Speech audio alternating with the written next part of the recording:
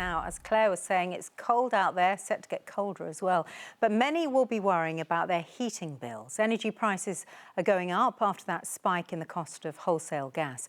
Some companies have collapsed, and the price cap that's protected consumers so far will rise in April. So what can you do if you're worried about how you're going to be hit? Joining me now is Adam Scorer. Adam is CEO of National Energy Action. That's a fuel poverty charity. Welcome to the programme, Adam. Tell us first, what is fuel poverty and how many are in it? Well, fuel poverty really is about if you have to spend about 10% of your income to afford a decent level of heat, then you're classed as being in fuel poverty, struggling to afford the cost of a warm home. About 4 million households across the UK were in fuel poverty around October time. That went up by another 500,000 households when the price cap went up in October. If the price rises that we're expecting are of the scale that analysts project, which is about £600, then we might see 6 million households across the UK struggling to afford the cost of a warm home. 6 million households. I mean, that's just an incredible number. And you're left wondering, really, what people can do, because often they feel quite powerless. You know, because the energy companies, the price will go up, the wholesale gas price is going up. What can any of us do? To be honest, it's barely damage limitation at the moment. Months ago, you would have said, well, switch supplier, try and find the cheapest deal. That's gone. There are things that people might be able to do. If you can safely lower your thermostat temperature by a degree, then do that.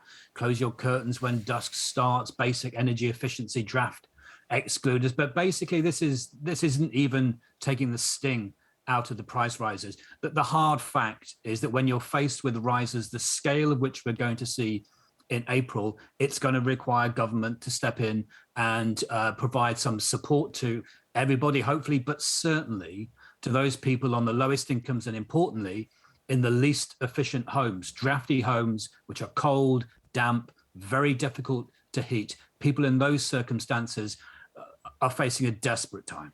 Well, Adam, I just want to read something to you that's coming to us in the past 50 minutes. Downing Street suggesting there are no imminent plans to take fresh action to deal with high energy prices. And the Prime Minister's official spokesman saying, I'm not aware of any further changes at the moment, but obviously we keep it under a review and listening to those most affected. Well, you're listening to those most affected. What would you say to government? What do they need to do?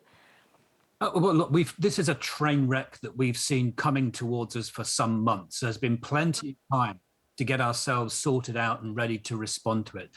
Perhaps they're saying they won't act until the price cap rise is right upon us. But if the government has to do something, it would be unconscionable if the government allowed price rises to hit households in the catastrophic way in which they're going to do. And it's important to say this isn't just financial hardship. This isn't about making budgets work. This isn't just about the uncertainty of debt. This is people who are going to be ill, seriously ill, at risk from strokes and a heart attack, respiratory conditions, £2 billion it costs the NHS every year. And it will certainly involve people's lives being shortened. We have 10,000 people every year, even in a mild winter, who die directly because of the impact of a cold home. That will skyrocket. It is unconscionable that the government should just sit on its hands and hope this thing blows over. Well, hopefully the government will talk to us about this too. But Adam Scorer, thanks very much for joining us. Adam Scorer there from National Energy Action. Well, if you or someone you know is struggling with their energy bills, then National Energy Action do run a free advice line, and the number is going to come up on the screen now. There it is. It's 0800 304 7159.